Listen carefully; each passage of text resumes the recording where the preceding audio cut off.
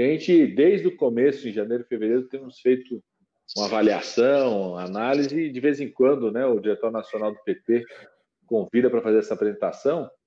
E eu tinha até dado um toque para o Chioro, viu, Margarida? Eu falei assim, Arthur, você precisava aproveitar, fazer o balanço, assim, porque há mais ou menos um mês atrás, em abril, final de abril, ele tinha feito aquela apresentação, né? Começar mostrando qual que era o quadro em abril, qual que é hoje, porque essa coisa de ter tanta morte todo dia, às vezes as pessoas até esquecem, né? Ou vai virando paisagem, vai normalizando, né?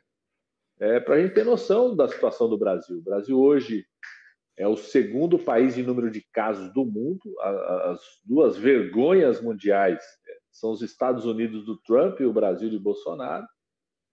Nós já estamos aí em quarto em número de mortes, mas quando a gente pega os últimos dias, o Brasil, alguns dias, quarta para quinta-feira passada, quinta para sexta, chegou a ser o país com o maior número de mortes num dia, né, no mundo inteiro. Na quarta-feira passada, a gente chegou a ser 25% das mortes no dia, ou seja, de cada 4 pessoas que morreram por Covid no mundo, uma morreu no Brasil, de quarta para quinta passada, do registro que é feito, né? Uhum. E diferente dos outros países, até por conta de que a gente nem começou o nosso inverno ainda, nós estamos numa situação de progressão, né? Crescimento, tanto de casos quanto de mortes. E o Brasil é hoje visto, viu, Margarida, a Ana tem acompanhado isso, como uma verdadeira aberração. O mundo inteiro está muito preocupado com o Brasil. Não é à toa que os Estados Unidos fechou os voos do Brasil para os Estados Unidos, o Paraguai fechou a fronteira com o Brasil, né? Outros países da América do Sul preocupados com isso. E o Bolsonaro tem recebido assim, uma sequência de editoriais, de matérias. A ONU fez um relatório sobre a Covid-19 no mundo e dedicou um capítulo à parte sobre o Brasil, classificando o Bolsonaro como um genocida, classificando o Bolsonaro como responsável pelas mortes do nosso país. Então, nós estamos muito preocupados, e a coisa mais forte que a gente tem a dizer é que muita gente está com a cabeça na Europa, no Hemisfério Norte, onde já está na primavera, daqui a pouco está no verão. O Brasil ainda está no outono, nós temos o inverno todo pela frente. Então, eu estou muito preocupado no risco real de progressão de casos e mortes no nosso país. Já estamos numa situação muito grave, é a maior tragédia humana. Brumadinho, né, por exemplo, né, Margarida, que chocou todo mundo. Brumadinho tiver 250 mortes. Nós estamos falando de 30 mil mortes já no Brasil, daquelas confirmadas, sem contar a subnotificação. Então, estamos numa situação muito grave e pode piorar, infelizmente.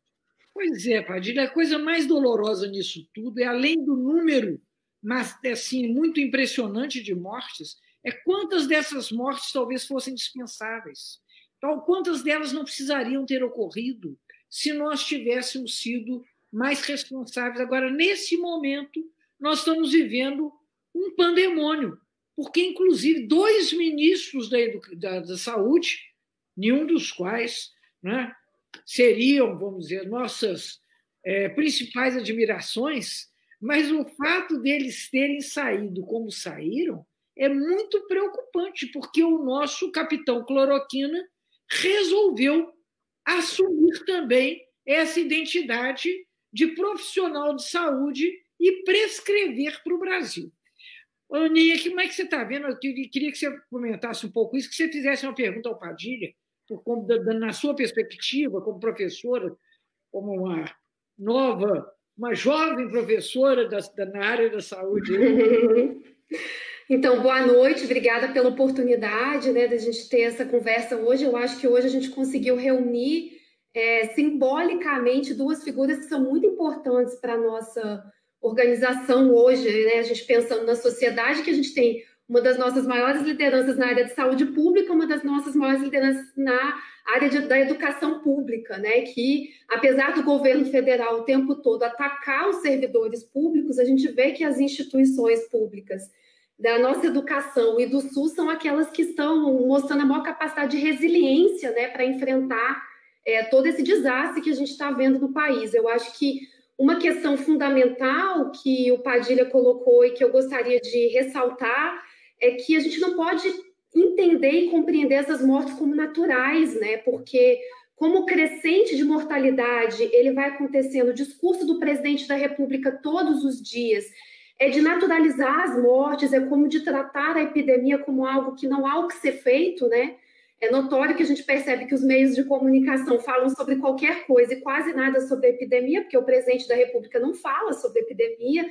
Então, essa naturalização ela é muito perversa, porque ela ofusca e ela constrói uma ideia de que não há nada que poderia ser feito. Então, a todo momento, a gente afirmar que esse é um projeto político, né, que o projeto político do governo Bolsonaro passa de todas as formas de produzir uma política de morte no país, eu acho que é muito importante. Aí, nesse sentido, a pergunta que eu queria fazer para o Padilha é exatamente nesse sentido, assim, como a gente poderia pensar dentro de um projeto, que é um projeto que a gente pensa para o Brasil, do papel do Ministério da Saúde diante de uma epidemia desse tamanho, ou seja, o que a gente poderia fazer, o que seria papel do governo federal nesse momento, diante da pandemia que a gente está vivendo. Isso é assustador, né, Ana e Margarida? Assim, a gente está no meio da maior pandemia da história da humanidade. Os professores titulares da Faculdade de Medicina da USP aqui, Margarida, há umas 3 semanas atrás, fizeram uma carta dos professores titulares, inclusive algo inédito. Eu nunca tinha visto na história a instituição centenária ter feito uma carta como essa. E todos eles reconhecendo que é o maior desafio da geração de todos. Os professores titulares têm aí, quase todos eles, mais de 60 anos de idade. Então, você pega todas as gerações reconhecendo como o maior desafio da história de cada um, né? De todas as especialidades, tudo na área da saúde. Então, a gente imaginar que no maior desafio da saúde você não ter ministro, né?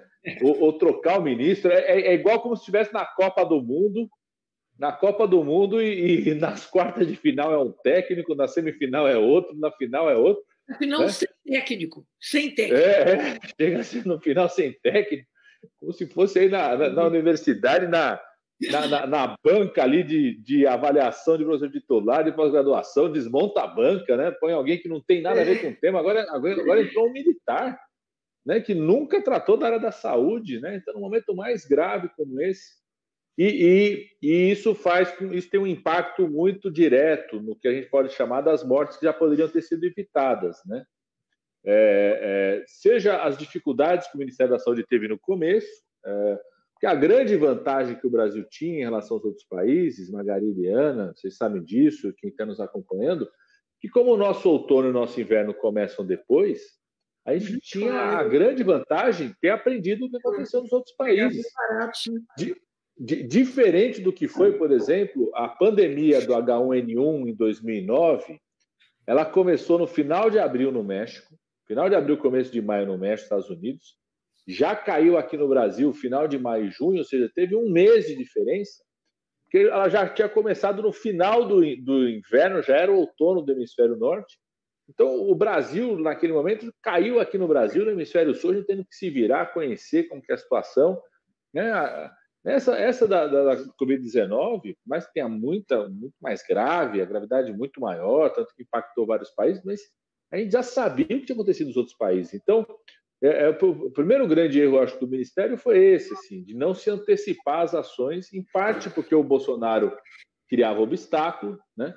Eu fui ministro da Saúde, eu sei qual era a dificuldade de conversar com o ministro da Economia em qualquer situação. Quem fazia o desequilíbrio era o presidente Lula apresentar a Dilma, falava assim, não, tem que botar dinheiro na saúde, tem que botar dinheiro na educação.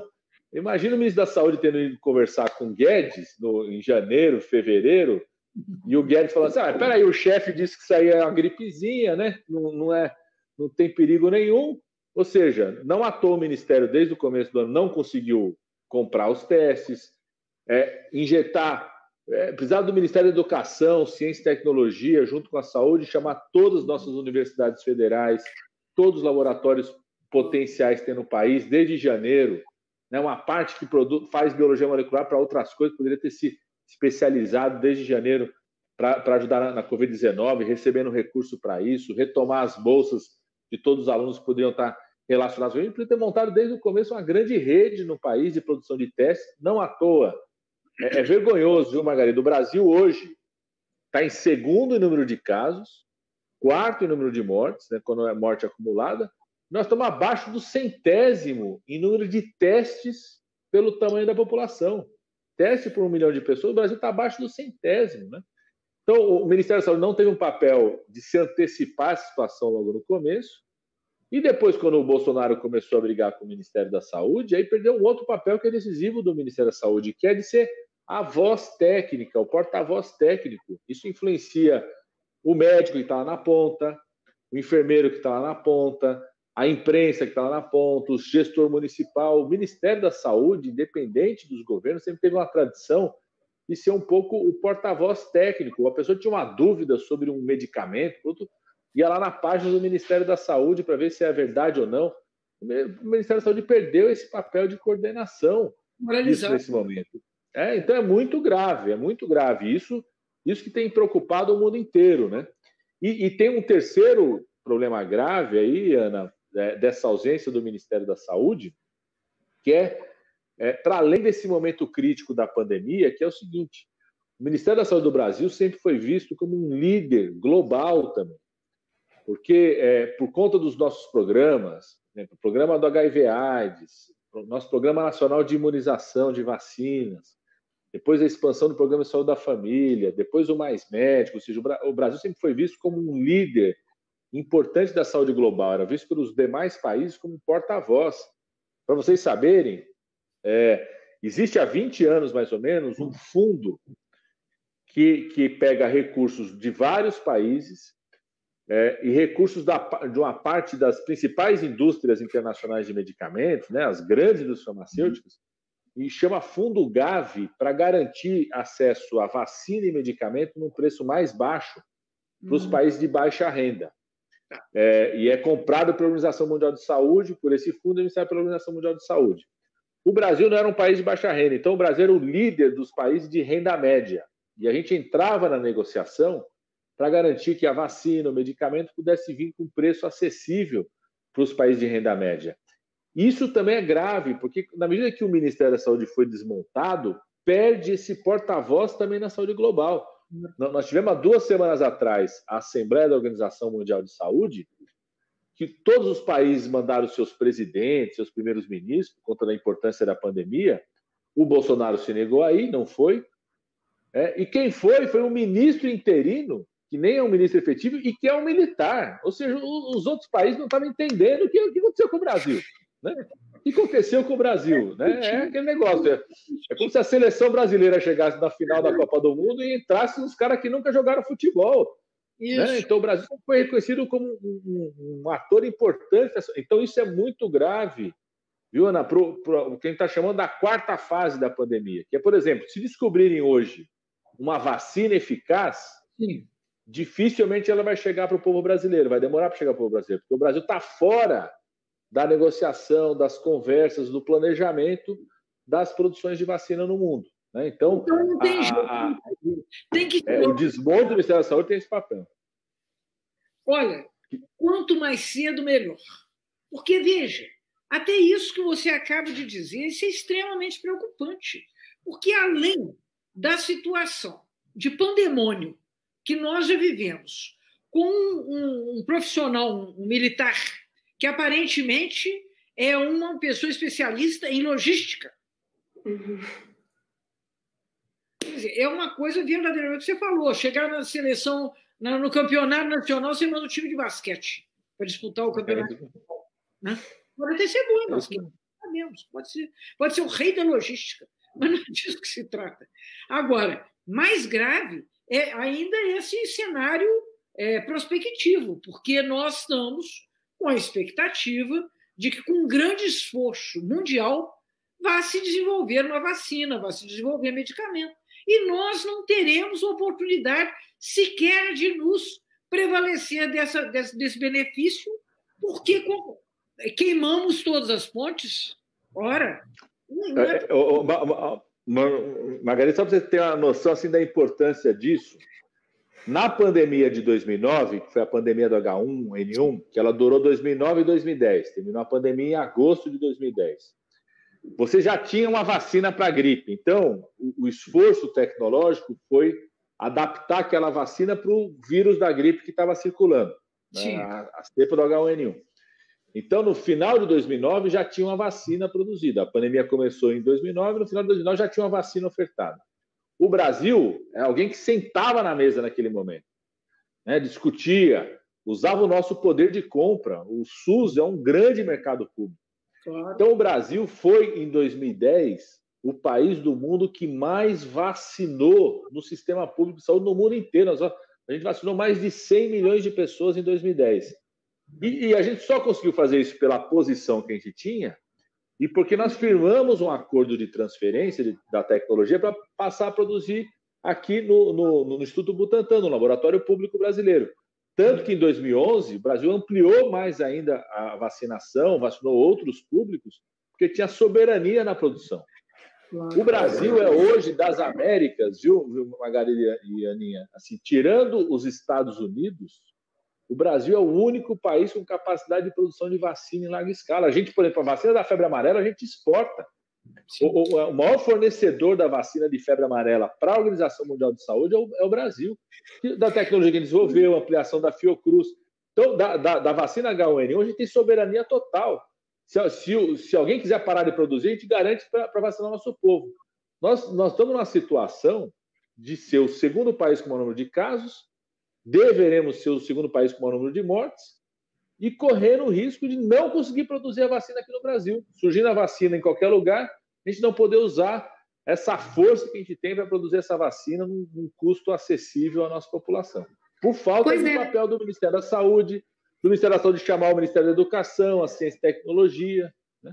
Claro. Fala aí, Ana. Então, você tocou nesse ponto que eu acho que é bem fundamental, porque a posição do governo federal de não assumir uma coordenação desse processo, além de produzir mortes evitáveis, que a gente sabe, a gente tem falado sobre isso, também perde uma oportunidade do país ser um protagonista internacional, porque a gente tem inteligência técnica acumulada, a gente tem instituição pública com muito pesquisador renomado internacionalmente, nós sabemos disso, nós temos produção de ciência, de conhecimento, de tecnologia que poderia colocar o país num outro momento. Nós temos, inclusive, casos de sucesso de lidar com a epidemia, porque isso também tem a ver com a história da nossa organização do sistema público de saúde, que surge com o enfrentamento da febre amarela, né? Enfim, a gente tem uma longa história acumulada e o governo federal abre mão disso e, ao abrir mão disso, ele produz, além das mortes, esse arrastamento também da epidemia, que a gente sabe assim, que o cenário para a gente ainda é muito impreciso, né? Eu vi uma pergunta que foi colocada aqui, queria também colocar passar para a gente debater um pouco, porque a gente vive a epidemia no momento em São Paulo, no Rio de Janeiro, em algumas cidades do Norte e Nordeste, agora ela começa a se capilarizar, ou seja, ela começa a se interiorizar. É a situação, por exemplo, né, de boa parte dos municípios médios. Então, no momento em que São Paulo começar a abrir, a gente vai ter a epidemia drenando para o interior do país. A falta de coordenação arrasta a situação epidêmica, nos coloca num atraso também para lidar com a situação econômica do país, né? Então, assim, eu acho que é um cenário completamente desastroso, é um cenário muito ruim para o país e que nos coloca numa perspectiva próxima muito difícil, né? Eu penso, assim, queria colocar esse debate para vocês, tanto de como a gente pensar sobre esse cenário agora de interiorização, capilarização da epidemia, abrindo São Paulo e Rio de Janeiro, a gente sabe que é isso que vai acontecer, né? Então, pedir para vocês comentarem um pouco sobre isso, né? E, ao mesmo tempo, a gente também pensar qual o papel nosso no nosso campo. Eu vi que a gente está acompanhando e está participando junto. Na semana que vem, a Brasco, outras entidades estão lançando a Marcha em Defesa da Vida, né? Esse BPC, enfim, também ver como vocês, como deputados, estão pensando na marcha semana que vem, o que vocês acham, a importância dela, para a gente também pensar na nossa atuação como campo progressista, né? No próximo período. A política tem uma moça que fez uma pergunta sobre o Remdesivir. render um dos antivirais. Tem vários, assim, o esforço de tratamento, né? Tem um grande esforço, além da vacina, tem um grande esforço para a gente encontrar algum medicamento que possa reduzir mortes, né? Reduzir transmissão, se possível atacar o vírus. Então, você tem 3 grandes grupos de tratamentos. Tem alguns tratamentos que tentam atacar diretamente o vírus. Esse é um tipo de antiviral, tem outros. Hoje a Rússia registrou mais um, o Japão já tinha registrado um outro também, o Favipiravir, mais eficaz, inclusive. Esse que ela está perguntando foi utilizado, inclusive, para o Ebola, né? Um antiviral que foi utilizado para o Ebola. Tem alguns estudos, nós estamos caminhando nos estudos para ver qual é a real eficácia dele, não está totalmente comprovada ainda. Então, tem uma parte dos estudos que é para tentar encontrar medicamentos que são contra diretamente o vírus. Outra que são medicamentos que possam interferir em algum dos processos da entrada do vírus na célula ou da capacidade de resposta dessa célula, né? Que a gente chama dos anticorpos. Por exemplo, tem um medicamento cubano que ficou famoso aí, um dos interferons, que exatamente tentava aumentar a capacidade do corpo em enfrentar o vírus. E um terceiro grande grupo, assim, de não só medicamentos, mas terapias em geral, que tentam reduzir a agressão de alguns processos que o vírus pode causar, né? Então, da resposta inflamatória. Então, tem os anticoagulantes que está sendo testado, alguns mecanismos de ventilação, né, respiratória, antes de entubar, não invasiva, também tem diminuído a agressão do vírus. Então, outros mecanismos que tentam mexer, tentar bloquear um pouco a agressão que o vírus pode fazer ao corpo, a reação inflamatória. Eu sou, inclusive, eu sou um eterno otimista, você sabe disso, né, Margarida? Eu acho que a gente vai descobrir uma vacina. Infelizmente, não vai ser tão rápido como a gente precisaria. Eu sou daqueles que acreditam que a gente só vai ter uma vacina real para o mundo, capaz de produção, no ano que vem. E acredito que a gente possa, até lá, descobrir alguns medicamentos que mostram maior eficácia, para pelo menos reduzir mortalidade, né, reduzir transmissão. E esse é um dos medicamentos que estão em avaliação, estão em teste. Até agora a gente não tem nenhum que é totalmente eficaz. Hoje teve a Rússia, registrou um, mas que também está em análise ainda. Eles registraram como medicamento. O Japão já tinha registrado um Favipiravir também como medicamento que eles consideram eficaz, mas ainda está em análise em outros países, mesmo no Japão, com estudos ainda para ver qual que é a real eficácia deles. Pois é. Eu vi uma outra pergunta do pessoal perguntando quais laboratórios públicos têm condições de produzir vacina aqui no Brasil. Nós temos 3 grandes laboratórios, né? Um em Minas, da FUNED, aí a Fundação Minas Gerais, tem uma capacidade enorme de produção. A Fiocruz, né, com Farmanguinhos, Biomanguinhos, que fica, boa parte da sua produção fica no Rio. A gente abriu uma planta na época do governo, estava no Ministério lá no Ceará também, e o laboratório do Butantan, né, o Instituto Butantan. Então, o Brasil tem hoje, quero repetir, dos países das Américas todos, tirando os Estados Unidos e o Canadá, quem teria capacidade de produzir vacina, não só para o mercado brasileiro, mas para ajudar a Organização Mundial de Saúde para outros países em descobrir a vacina, né? A gente não tem tecnologia hoje. Sim, o pessoal do Butantan tem um ensaio no Butantan que eles acreditam numa tecnologia possível, num projeto possível para a produção de vacina, mas não estão em ensaio ainda. Mas a gente teria condições de, em se descobrir a tecnologia em algum lugar, e aí o debate sobre essa tecnologia ser produzida, ser um bem público, é um debate global também, né? E questionamento das patentes, né? A China tem apontado isso, que se descobrir vai ser bem público. Os Estados Unidos não têm apontado isso. Eu estou com um projeto lá na Câmara dos Deputados para garantir licenciamento compulsório, quebrar essa patente. Então, esse vai ser um debate importante na nossa capacidade de produção.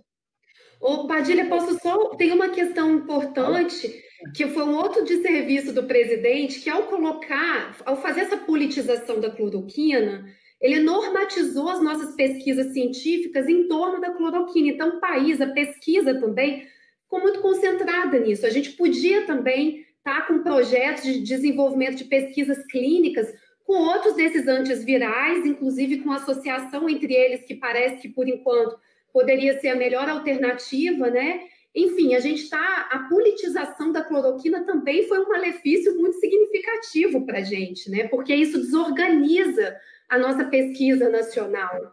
E aí a não mobilização, né, Margarida, dos instrumentos que a gente tem. Era hora para o ministro da Ciência e Tecnologia, o ministro da Educação, junto com o Ministério da Saúde, desde o começo do ano, ter juntado toda a nossa rede de pesquisa, os hospitais universitários, né, os ambulatórios que a gente tem, os campos de prática na atenção primária em saúde. Desde janeiro está juntando tudo isso para avaliar as terapias, fazer estudos. Né? Se tivesse governo, aí se tivesse governo, tivesse cabeça, fazendo essas coisas, elas são razoáveis. O Padilha falou, quer dizer, aqui chegou depois, não é verdade? Então, nós poderíamos ter nos preparado no campo científico, no campo da preparação de profissionais, no campo das práticas de saúde, tudo isso. Infelizmente, não temos governo, não temos nada. Aliás, temos sim, temos um elemento que é promotor da morte. Isso que é lastimável nesse momento. Acho que, por isso, a marcha pela vida é uma marcha tão preciosa e que precisa de ter o seu sentido, não só recuperado, mas disseminado e massificado na população, porque é necessário que haja uma reação. Hoje eu digo, a saída do Bolsonaro deixou de ser uma questão política. É uma questão de salvação pública, de salvação nacional. Porque não podemos, como o Padilha falou, na pior crise da nossa história, pelo menos nos últimos 100 anos. Né? Eu não sei, nos últimos 100 anos, não sombra de dúvida, claro, a situação mais difícil que a sociedade brasileira está enfrentando, até pela sua complexidade, que no princípio do século XX era uma coisa, né? Hoje você tem 85% da população morando em cidades. Então, é claro que as condições sanitárias são completamente diferentes. Eu acho que tirar o Bolsonaro hoje é um imperativo ético e é uma necessidade política, uma necessidade de gestão. Eu queria agradecer infinitamente ao Padilha, porque eu sou testemunha de quanto que esse homem está demandado. Na comissão interna, que ele nos representa como figura, ele, a nossa bancada da saúde, tem, inclusive, avançado. Por exemplo, não sei se já conseguimos votar, mas estava para votar o projeto da fila única, né? Isso, a gente conseguiu aprovar na comissão do coronavírus. Isso. No Senado também conseguimos aprovar, veio um projeto pelos nossos senadores do PT. Então, vamos ver se a gente consegue puxar para o plenário essa semana. São dois enfrentamentos que a gente precisa fazer. Um é esse da fila única, né, que você poder requisitar os leitos privados, porque isso está acontecendo, viu, Margarida? A Ana estava comentando aqui. Uma parte da reação, por exemplo, eu pego aqui em São Paulo, né, os governos tucanos, o governo do estado, a prefeitura reagiu no começo, né, para ter distanciamento, fechar as coisas, tudo, em parte porque os médicos e os hospitais que eles frequentam estavam lotados. Né? O Dória, os médicos do entorno dele, os hospitais, que as pessoas tinham vindo da Europa infectadas, lotando os hospitais, os principais hospitais privados. À medida que você fez o distanciamento, e esse distanciamento, se você não tem política pública para garantir renda para as pessoas, pensar as pessoas que moram, né? Tem região aqui na cidade que 5 pessoas dividem o mesmo cômodo, né? Eu trabalho muito forte na maior favela aqui de São Paulo, que é a favela do Heliópolis, junto com o pessoal da UNAS, né? O pessoal mapeou, são 5, 6 pessoas em média por cômodo. Então, se você não tem uma política pública para acolher essas pessoas, usar a rede hoteleira que a gente tem, usar os equipamentos públicos que estão vazios para fazer esse acolhimento, só que os tucanos não fizeram isso.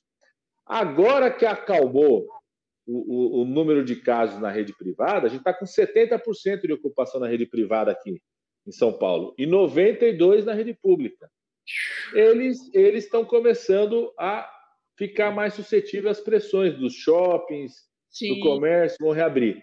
E se a gente já tivesse aprovado a regra da fila única, ou seja, que é o gestor do SUS, de forma até compulsória, requisitar os leitos privados, a gente teria ampliado fortemente, rapidamente, a capacidade de atenção hospitalar aqui.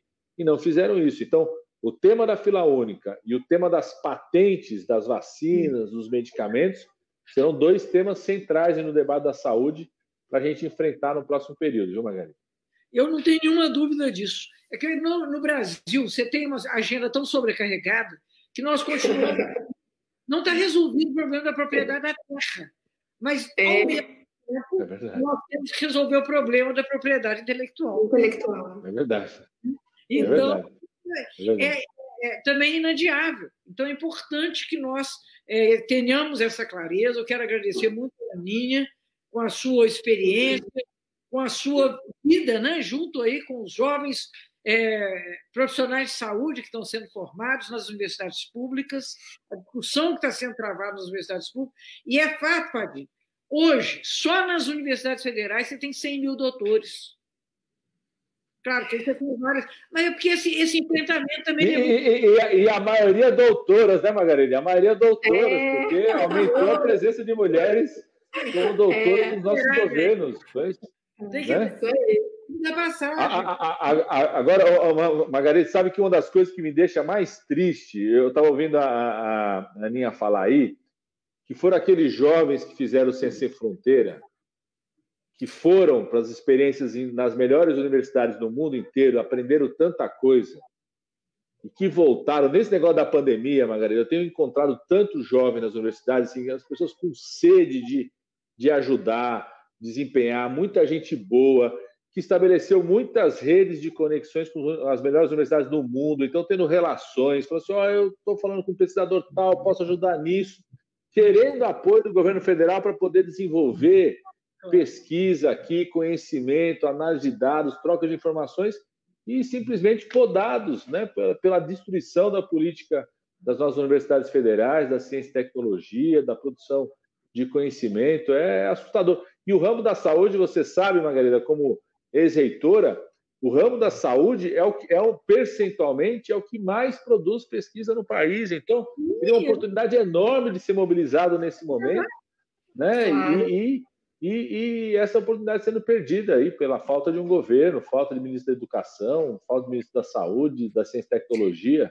E com o Reúne a gente capilarizou essa produção intelectual. Sim. E que é uma produção também de pesquisa na área de saúde. A minha universidade, a maior produção dela é na área de biotecnológicas, a produção, né, acadêmica.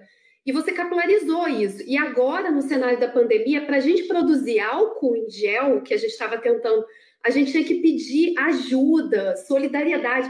E é isso, a pandemia no país, a gente teve tempo de planejar. As universidades têm laboratórios montados, equipamentos de ponta, e os pesquisadores não estão conseguindo trabalhar porque eles não têm o básico para trabalhar, né? Nós temos muitos mestrandos, doutorandos, pesquisadores contratados recentemente, todo mundo querendo ajudar o país a sair, né? Então, e como vocês disseram, quer dizer, como a gente estava falando aqui no começo, a área de educação e saúde... Dados, troca de informações e simplesmente podados, né, pela destruição da política das nossas universidades federais, da ciência e tecnologia, da produção de conhecimento enorme de ser mobilizado nesse momento, né? E essa oportunidade sendo perdida aí pela falta de um governo, falta de ministro da Educação, falta de ministro da Saúde, da Ciência e Tecnologia. E com o Reúne a gente capilarizou essa produção intelectual. Sim. E que é uma produção também de pesquisa na área de saúde. A minha universidade, a maior produção dela é na área de biotecnológicas, a produção, né, acadêmica. E você capilarizou isso. E agora, no cenário da pandemia, para a gente produzir álcool em gel, que a gente estava tentando, a gente tem que pedir ajuda, solidariedade. E é isso, a pandemia no país, a gente teve tempo de planejar. As universidades têm laboratórios montados, equipamentos de ponta, que os pesquisadores não estão conseguindo trabalhar porque eles não têm o básico para trabalhar, né?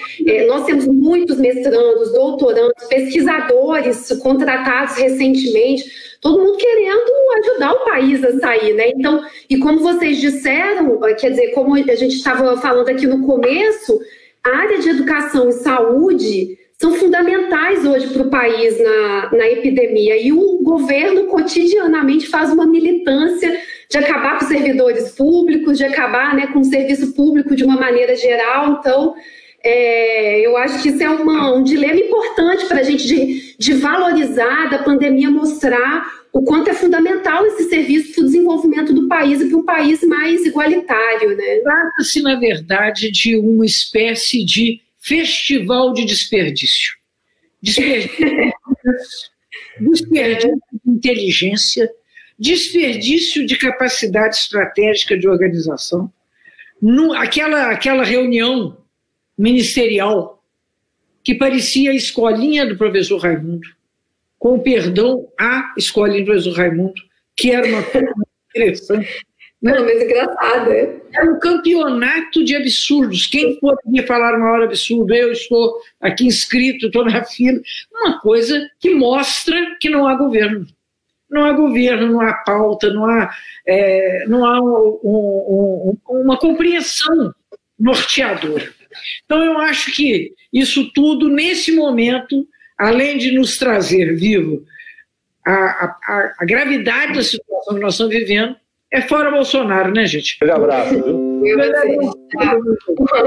Muito obrigada quem nos acompanhou.